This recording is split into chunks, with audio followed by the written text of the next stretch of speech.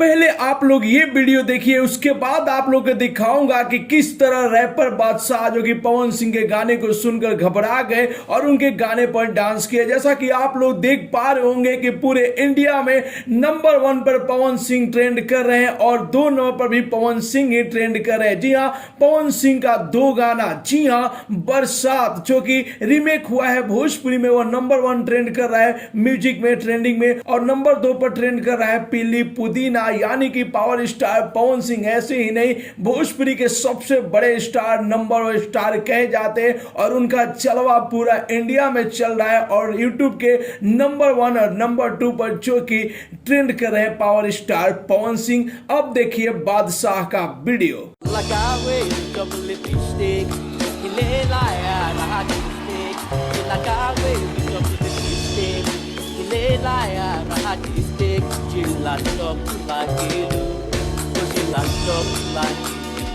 Maria, Maria, Maria, Corina, Lollipop, Pahire, Jamuna Dunia, Hirela, Tabua Mohania, Saka Chocolate, Tuan Chocolate, Maria, Maria, Maria, Corina, Lollipop. How did you know the song Lollipop?